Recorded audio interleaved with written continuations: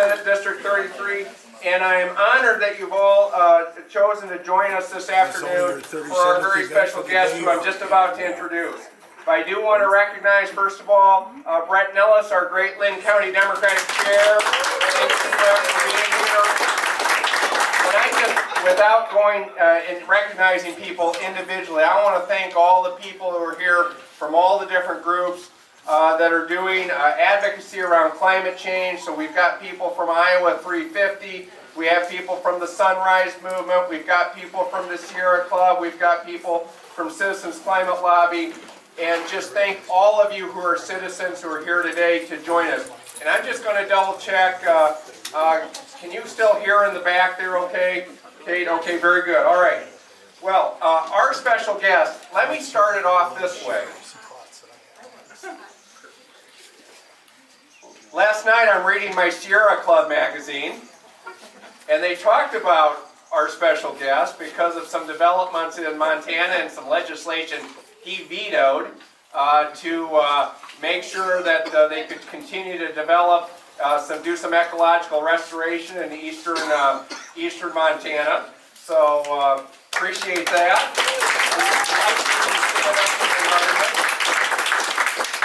But we have with us a person who has won not once, not twice, but 3 times in a state that Donald Trump won by 20%. He has been endorsed by Iowa's Attorney General, Tom Miller. He was the Attorney General of Montana. He is in his 2nd term as Governor of Montana. And without further ado, let me introduce Steve Bullock.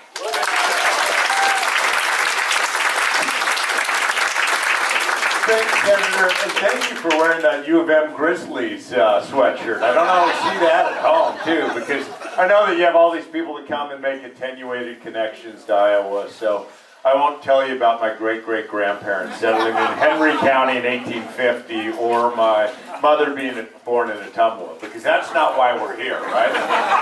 Well, why we're here and why it's so great that your good senator has done this is that I recognize I'm not the only one that he's actually had a climate forum with. But to make sure that throughout this discussion of everything that's going on, the climate is discussed. And it's an opportunity not just for necessarily that 30-second soundbite, but if there are questions along the way in that or other areas, certainly would be happy to answer them. And it's interesting, I hadn't seen that Sierra Club the article, but yeah, my legislature is a little bit more Republican than yours in Iowa, right?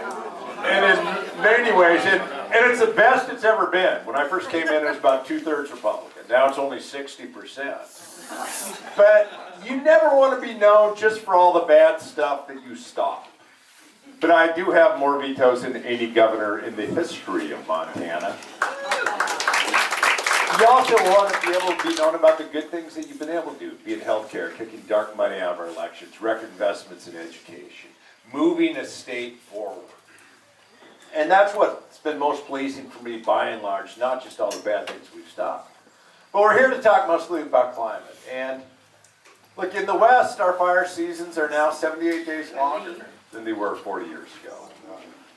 It was 2 years ago when we had a record fire season in the state of Montana, 1.3 million acres burned. I was running for re-election in 2016. The Yellowstone River is the longest free-flowing river in our country. But there were part of it that probably 2 months before the election, I had to literally shut down the Yellowstone River because of fish kills and changing climates. We're farmers, much like you are here, and our planting seasons have changed. Our senior senator is a guy named John Tester. He's the only working farmer I think. And when Tester talks about my planting seasons have literally changed at this point, we know something's going on here. It is a time where we do have to take immediate and durable action. The scientists, right, IPCC says we've got to be carbon neutral, net zero emissions by 2050, not as a country, but as a world. We certainly know that we can't do this alone when China emits twice as much greenhouse gas as the U.S. does. I've said we need to be carbon neutral net zero emissions by 2040 or even earlier. There are things that we can do without regard, more or less, to what Congress looks like. Number one, which is a pretty easy one, rejoin Paris and actually fund those commitments. Because we can't do this alone. In Montana, at the same time, we've doubled our wind, we've quadrupled our solar in the last 6 years. We're also a member of the Climate Alliance, saying that we'll make the state solutions as we're waiting for the federal government. That we could do easily. Another thing that we can do relatively easily, and it's been, you know, on the one hand, you say, oh, the news, we're so tired of the news. It's day after day we're getting beat up. But when transportation is about 37% of emissions, and when the auto industry even stands up and says, President Trump, we don't want these rollbacks. That was good news over the last 2 weeks from my perspective. But certainly to roll back all of the efforts, as even the auto industry is saying fuel efficiency and energy, and even moving to renewables that they want to do, put back in place the CAFE standards that Senator Obama put in, or President Obama put in, because it was moving the industry forward. And that's where we've looked through the West as well. I'm one of 7 states that have said, as we move to electric cars, I'll be darned, you actually have to be able to fuel those electric cars. So we're all working together to make sure that there's fueling stations all throughout. Another thing that you could do without even the help of Congress is, and what I would do on one of the first days, is direct both my Department of Agriculture and the BLM and the Interior to say, on all of these federal lands, I know that in Iowa it's a little bit different. Like, we have a little bit more public lands than you all do here. But I want them to come up with how are we net zero emissions on all of our public lands by 2030. Because we also have to recognize that they can be carbon sinks as well. We're so pleased working with Democrats and Republicans throughout the West when you look at how we've funded fires all along. What we end up doing is, whatever that bar tab is, if you will, for fighting fires, that actually goes, and you take all that money out, and you have less and less restoration work being able to be done even on our watersheds and our forest service. So we finally got rid of what was called fire borrowing. It'll start in 2021. We're going to start treating them much more like we would other natural disasters. So those are 3 things that you could do even without help from Congress. There are additional things that we need to be looking at along the way, certainly. The most antiquated piece of machinery, certainly in the West, it's called the grid. I mean, this thing has been cobbled together. We need federal investments if you're ever going to be getting renewables energy to the scale, both wind and solar, even into our electrical grid. We can look at, and it's not just the federal investments that are required, and I think it's on the website that we had like a $375 billion the climate infrastructure plan. Because there are steps that we can take along the way to also incentivize agriculture. Agriculture will be a significant contributor as we're going to address climate change. Thinking about even the Dairy Council said by 2020, they're going to be 25% less in greenhouse emissions than they were just a decade ago. But to get all the way to where they need to be, and they want to be net zero as well, it's going to take federal investment, federal dollars. We can take federal investment along the way, not just in antiquated or updating an antiquated grid or investing into agriculture, but also into some of the lower hanging fruit along the way. But things like energy efficiency and weatherization is one of the best things we can actually do to reduce the amount of energy. And you know what else? It actually also creates some good jobs. I think we have to recognize a couple different things, and hopefully the future is going to look different than today. So we're either going to be driving the bus or we're going to be underneath the bus. And we see significant technological changes. I mean, you guys have done some pretty incredible things here in Iowa when you look at your overall energy portfolio. We need to be a federal partner in investing and incentivizing that all the way to get more wind, to get more solar, to finally get battery storage to where that we ought to be. I will throw out, though, before we have a more robust conversation and have questions, 3 things that we don't talk enough about when we talk about the need to address climate change. One of which is, people forget the first George H.W. Bush, a Republican president. When he was president, he said, you know what, we're going to address the greenhouse effect with the White House effect. Meaning, here was a Republican president 30-some years ago that said, the climate's changing and we are going to lead from the top. The Republican Party in the United States is the only major political party in the world that does acknowledge that climate change is impacted by humans. What's changed in the last 35 years? It's the corrupting influence of money in the system. It's the dark money that's flowing in when laws are being written, when a methane rule is being repealed because that's what the polluters want. If we don't address this post-Citizens United world and get the corrupting influence of money out of our system, at least the dark money, all these other things are going to be that much more difficult to actually address. So I do have a day one plan on that. And I think it's not just climate. If you talk about gun safety, if you talk about income inequality, if you talk about the fact that Costco can negotiate prescription drug prices, but it's illegal for the federal government to do it, every one of these comes from the fact that before Citizens United, 2% of all outside spending was from groups that don't disclose their donors. Now it was over half. More and more money is corrupting this overall system, and so it's not just climate. So we have to address that along the way. Another thing that I think that we have to be pretty honest about is we need dramatic and significant change. Too often as we Democrats are talking about this, you got people who have spent their whole life powering this country, and somehow Democrats sound like they are the problem. Meaning you got workers out there that we cannot leave behind along the way. Good example, even with that legislature. We have 4 units, it's called coal strip units 1 through 4. It was the second largest, or still is actually the second largest coal-fired generating plant west of Mississippi. 2 of those units are going to close down now at the end of this year. But we passed legislation that said, as those units close, there's going to be cleanup. And the first preference to go to do that cleanup is going to be people that actually worked in the industry. And I'll be darned, we're going to require that they pay prevailing wage or better. We need to go through a significant transformation, but we don't need to be leaving communities behind along the way. And the second piece that I think that we need to make sure that we're talking about is, yes, it's a climate crisis, but we also have to talk about it as a climate opportunity.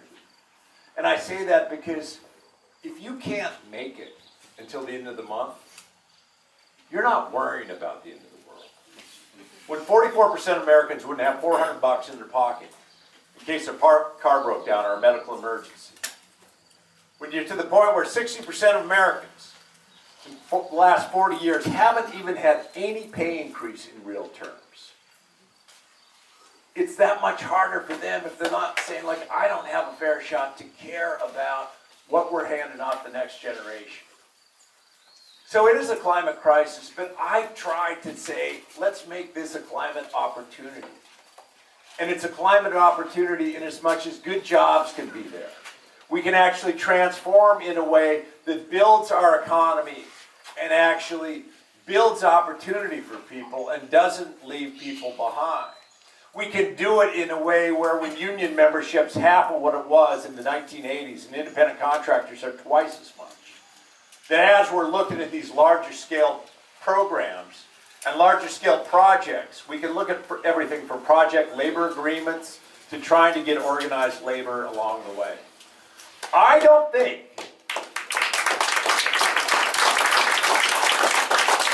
in fact, I know that we can't wait another 32 years. We have to take steps. We know what we have to do. We need to be taking 1 billion tons of CO2 out of the world throughout every single year going forward. And we can't kick this down the road. We also can't do it alone. When we're entering into trade agreements, we need to have environmental and labor protections as well.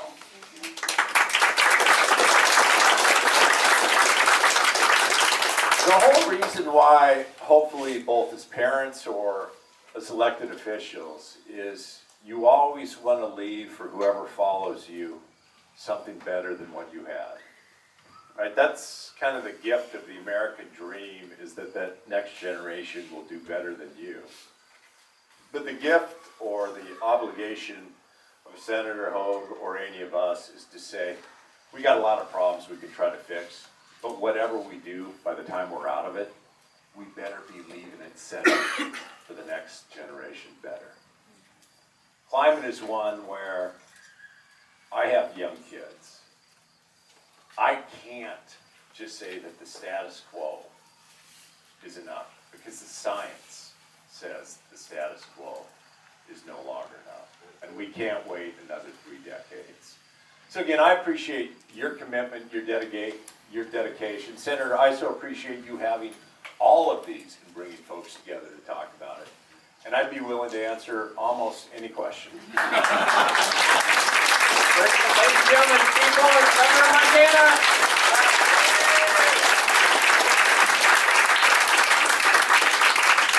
We'll get to questions just a minute. I'm going to go first, Governor. So, thank you so much for being here. In Cedar Rapids, we have, I do want to recognize State Representative Art State has arrived. Thank you, Art, for being here. And a whole bunch of other important people are here, so thank you for being here. Everyone's important. Everybody. So I want to start by telling you our experience here in Cedar Rapids. Right, we had this catastrophic flood event in 2008. We had never had a flood stage above 21 feet before. In 2008, we went over 31 feet, over 10 feet higher. The Cedar River was 2 miles wide through downtown Cedar Rapids. Over 5,000 homes, over 1,000 businesses, churches, nonprofits. Virtually every major facility of city and county government was flooded, with the exception of our emergency management, which has moved out of the basement of Mays Island to the top of the hill at Kirkwood Community College a month before the flood, right? So it was devastating. The calculations were $5 billion of damage in Cedar Rapids alone, $40,000 per person. In our city alone, $10 billion of damage statewide. A lot of farms were flooded. We had over 60,000 acres of farmland voluntarily enrolled in an emergency watershed program at the federal level. They only had enough money for 6,000 acres, right? So it's, for me, it's no longer a kind of a philosophical issue. This is to me, this is really a matter of safeguarding our people and our property. Now, you were in Montana. I think you were the Attorney General during the Yellowstone River flood of 2011, and that led to the Missouri River flooding in Iowa in 2011. Very catastrophic event. But I'd like you to talk to me as you've been governor and you talked about the fire season being extended. What are your ideas? Okay, so at the same time that we're trying to deal with reducing emissions and getting to net zero, how do you deal with the consequences that we're dealing with? And I don't know, I have not seen the news today about the update on Hurricane Dorian. It sounded good. It sounded like there maybe wasn't going to be as bad in some places. But, we've been hammered as a country. That's right. So what are your thoughts about safeguarding Americans from these types of disasters? Yeah. And right, part of it would be, ideally, we'd never be in this position, right? That we're actually addressing climate. But there is a part which you do have to look at resiliency and mitigation.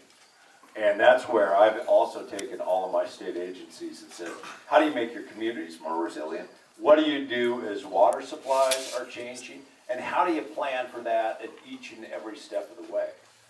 I never want sort of resiliency or mitigation to become the replacement for inaction in the other places. But whether we like it or not, like, come to Glacier Park, because those glaciers are leaving. Now that's on just the most base of the beauty, but it's how do you have a community where your point of flooding, right? And flood insurance ain't enough. And flood insurance, when folks aren't even buying it because they're nowhere near the waterway. And I think we have to start treating it from a federal level. I mean, what happens when FEMA comes in after a fire or flooding in Montana or even drought? Part of the money that you get afterwards is to make your community more resilient. Meaning, so you're doing it so you can address the next time the flood is there. You're using that emergency money after your community's been wiped out to try to make it not happen again. Now, if we would ever have in this country a serious discussion about infrastructure, you know, you think about the fact that what ought to be one of the most nonpartisan things ever is when the American Society of Civil Engineers, just at even a base level, gives all the bridges in this country a D+, except the bridges in Madison County, because, you know, everybody else. But that's one where we need to start addressing some of the resiliency in our communities, and the federal government has a role to play in that, not after the disaster, but before the disaster. And I think that is a part of it. And then each of our individual agencies, like my Fish, Wildlife, and Parks Division is an example. I have them also thinking about what's going to happen as water temperatures change or dwindling water supplies, and actually trying to buy in-stream flows from farmers and ranchers so we can keep our habitat together. It's changing migration patterns of animals throughout the states. And what happens when you have then sort of the conflicts between animals and people where grizzly bears used to not be all over? Or what do we do in our wildland-urban interfaces when our fire seasons are now that much longer, and how can we mitigate the effects? So we do have to look at resiliency and mitigation for our communities, our state, and our country. But we can't rely on just resiliency and mitigation for the impacts of drought or the impacts of flooding if we're actually going to meaningfully address climate. Very good. Thank you. Let's go here. I think John's got a handheld mic there, so let's see if that works. So, Governor, the Trump administration has kind of went backwards on the management of federal lands. You know, opening up for more exploration. You know, mineral and fossil fuels, and then open up, you know, wildlife refuges. You know, can that be undone? And then, you know, I'd also be curious about what's going to happen with all this pipeline infrastructure, Keystone, Dakota. Yep. Can that be? Sure. Couple different things, and one of which, yeah, long before I even got into this, I wrote an op-ed, I don't remember if it's in the Washington Post or the New York Times, inviting the president to actually come see what makes America great, like spend a night outdoors, right? Like the idea when you look at, on the one hand, some of these, like Bears Ears, I mean, the first time ever in the history that we've shrunken down our national monuments. And when it comes to, you know, I joke about Iowa, a love-based comment, like you don't have that much public lands. But they really are the great equalizer that we have because we all own them. Meaning every one of you can own them, utilize them, you have access to them. And curiously enough, I mean, you should pay attention, Bureau of Land Management, President Trump just appointed somebody new, and his name's William Perry Penley. He's led this group called Mountain States Legal Foundation, who spent their whole career trying to transfer federal lands into either private or state hands, which is a bad idea. When it comes to directly sort of natural resource development on our federal lands, and there's a good chunk of it that's where those leases are. I mean, that's why what I've said is not a flat-out moratorium on all of it, but when I come in, I'm going to direct my both Department of Interior and Department of Ag, because that's where all the Forest Service lands are. You tell me how we will be net zero emissions in 10 years. And if that means that some of these leases, all of these leases can't go forward, that's one thing. But at least let's creatively say we know what we have to do, and we have to reduce greenhouse gas emissions. when it comes to some of the pipelines, I don't know if it can be completely reversed. And Keystone would run through the state of Montana. Both as Attorney General and as Governor, I've dealt with 2 pipeline breaches in the Yellowstone River. And, you know, both the long-term impacts to the wildlife there and what we've tried to do to mitigate that along. You never want that to happen. I did recently, well, I guess it's about 2 months ago, wrote to, because completely disagreed with how the Trump administration's been handling Keystone. I wrote a letter to them and saying that if this was to go forward, there are at least 3 things that I need from you, or at least from my perspective as governor. 1, with 2 breaches in the Yellowstone River, I'm not convinced that that won't happen again, and I can't lose those waterways. Second of which is that we have 7 federally recognized, 8 tribal nations in the state of Montana, and water is life. And there's been inadequate government-to-government consultations with our tribal nations so that they're sure that it'll be protected. And third is what held that up ultimately was that what held up Keystone from going forward is a judge who said you have to take greenhouse gas emissions into impact in this permitting. And I don't think they've adequately done that either. So I think that there is, look, at times it's difficult to put the proverbial toothpaste back into the tube, but I think that there's more with leadership, even without Congress, that you can do when you look at, first, keeping our public lands in public hands, and second, which making them to the point where they are a net zero emitter. What you're saying about the jobs associated with that, and that sounds a lot like the Green New Deal, putting emphasis on that. My question is actually on the energy innovation and carbon fee. What are your feelings on this, and would you push it through as soon as you could? So by saying a carbon tax, yeah. Fee. What's that? Okay. Oh, yeah, we don't like that word. All right. An energy innovation carbon fee. I mean, I think that, look, I would love to figure out ways where we are positively incenting along the way. I think it has to be part of the mix, but also in times when we look at fees, if you can't mitigate for those and where it's most regressive to people, you know, already you have people choosing between heating their home or buying the prescription drugs. That may not be my first choice along the way. And to Governor, the specific questions about the bill in Congress that would put a tax on carbon and then rebate all the money. yeah. So it does come back to the people that can't afford. Certainly would both take a look at that and make sure in those impacted communities as well. I'd love to figure out, are there ways to do it without additional fees, but I think it certainly has to be on the table. Well, and we could get more information to you too. Sure. Very good, Jan. Who's got another question here for the governor? Here, let's go back here to with the glasses. So I think taking climate change seriously, addressing climate change seriously, we need some way to create a market for carbon capture, and that needs to be sort of built into the system.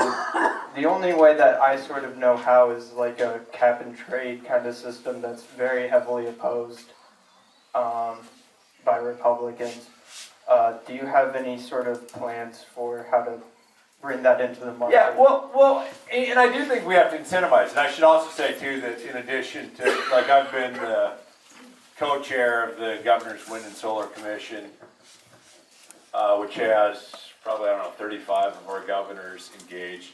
And I've also been along the way working with, the co-chair, I guess, for 3 or 4 years, exactly that. How do we carbon capture and sequestration? And I don't know if the only way is just cap and trade, but it is like we have to become a carbon sink in some ways. sinks, right? And in part, our forest can be a carbon sink. Yes. But, so we have to actually be preserving them along the way and adding to their health. But the other is also technology along the way. I mean, that there are, which, look, I'm not gonna tell you within 5, 6 years, 10 years, that there will be no fossil fuel burned. But, and nor would the, IPCC say that. But we need to be investing along the way in ways to capture any carbon and potentially even utilize carbon. I mean, there was an X Prize going on. It was the X Prize that ultimately got Elon Musk and folks excited along the way a long time ago, to try to say, how do you actually make a valuable asset out of carbon? We haven't gotten there. But there's been more technological change in my phone in the last 5 years and how we generate power, certainly from fossil fuels, in the last 40 or 50. And we have to be able to be driving that technological change in part from the federal level. Thank you, Governor. We'll go over here to Charles with the question. I will point out on the carbon capture and storage, one of the innovative things being done at Iowa State University right now, the Bioeconomy Institute, is to create biochar that then becomes a soil amendment that doesn't just return to the atmosphere, long-lived carbon storage. Charles.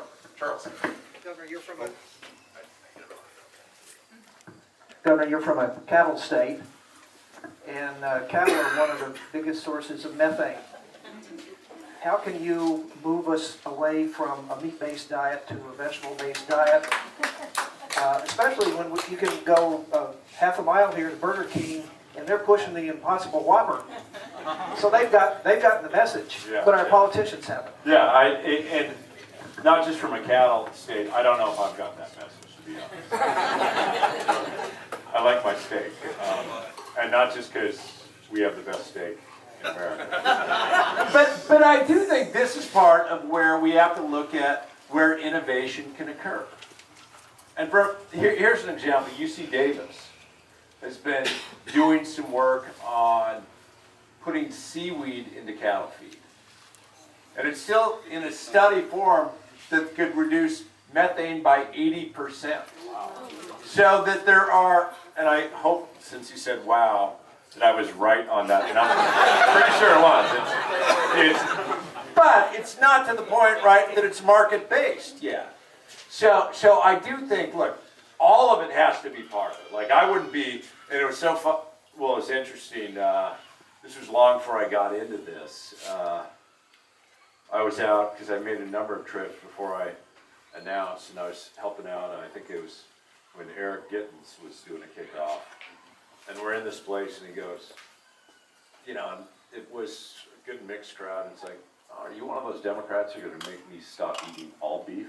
I don't think that's what we want to do, but I think that we do have to recognize, not all of us, some of us do, I understand. But I think what we do have to do is figure out both how can we, and in some respects at times it'll be a plant-based, but in other ways then how can we actually harness technology to try to get rid of a lot of these emissions. We'll go to Bruce, and that may be our last question, but I'm just going to follow up on what Charles asked just a little bit and point out, I've never been one to say we want to be in a position, we never want to be in a position where the government is dictating people's diets. However, the larger question of how we use federal policy to make sure our ranchers and our farm interests are able to be part of a solution on climate change rather than a contributor to climate change, I think that is something. I think the federal government does have a policy role to play there. And I just would ask for your thoughts about how you'd like to see us change federal agricultural policy to promote greenhouse, climate solutions. Well, here's even a perfect example, the CRP program, right? So we pay farmers not to grow, but that's always been under the FSA side. The FSA side is talking about farm prices. So why we're paying them not to grow is to keep your ag prices up. at some point, it shouldn't just be on the FSA side, it should be on the NRCS side, the Conservation and Resources side. If we start to look at the ways that we can incentivize ag producers. But we haven't done that enough on the conservation side. Yeah, we can do some with streamside setbacks and things like that. But you could actually make a constructive role that continues to allow market-based opportunities. But if you're actually incented to plant crop cover, and we recognize that there's value not just to the individual producer or the market, but indeed to our entire state and country, I think we're going to get a lot further. And I think that that's where both the Department of Agriculture and our federal agencies really can play a critical role in starting to drive behavior that will actually protect our environment. Sir, thank you very much for being here today. Well, thank you. I have two questions actually, and the first one is provides you an opportunity to maybe reprise just a little bit the questions of the tax people, the cap and trade people, and things like that. And then the second question I think is maybe the more challenging question. But my first question though is, given the magnitude of the climate challenge that we've got here, how do you see harnessing the power of what I know some people in the room here consider to be a dirty word, but I think is a great word? How do you harness the power of capitalism to meet the size of the challenge? That's my first question. And then the second question is, and I will just say professionally, I've spent a lot of time in Washington, D.C., working with Congress and with the administration. Well, your comment there is important. How do you make an issue like climate change a win-win issue in Washington, D.C., when I expect we will continue to have strong Republicans, strong Democrats, strong right-wing, strong left-wing activity going on in the nation's capital? I'm going to be there next week. Yeah. So anyway, how do we harness the power of capitalism, and how do you make this a win-win issue in Washington, D.C.? Yeah. Thanks for making that the last question. Really. No, but that is in part my point at the beginning of talking about, is it a climate crisis or a climate opportunity? Because it is a crisis. But we have to view it as an opportunity. In some respects, like you look at why is, and I got a long way to go in Montana. Why have I been able to quadruple solar? Why are we seeing solar so much more on the grid now? Well, in part, it's because of the cost of solar cells have gone down so substantially along the way. And capitalism is still making money on this as we make technological changes. I talked about the X Prize, which isn't necessarily enough to incent. If we can actually get people to turn around and say, what can we do along the way when it actually comes to making a commercial value for the carbon along the way, it will change behavior. Federal government cannot do this alone by regulation. It can't all be top down, and that's from an ag producer or if it's from an energy producer.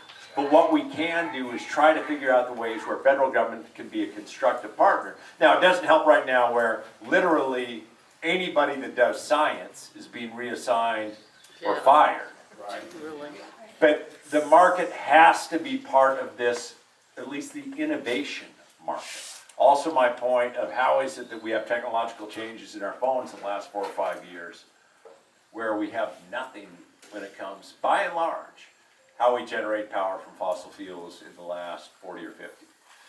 To the point of how do you make this something that everyone can get behind? And that was also where I began from saying Republicans can't even acknowledge that climate change is real anymore. And it is in part, I think, because of the corrupting influence of money in the system. And at least by adding sunshine, daylighting that. I mean, if elected officials are effectively going to be like NASCAR, sponsored by all kinds of folks, we ought to at least know who's doing the sponsoring.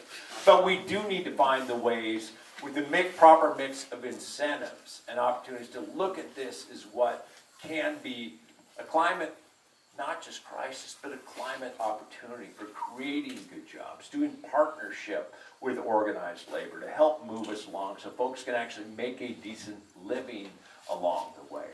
And look at it that we know, we can only hope that what we know today in 2019 ought to be eclipsed if we're doing it right, even by 2025.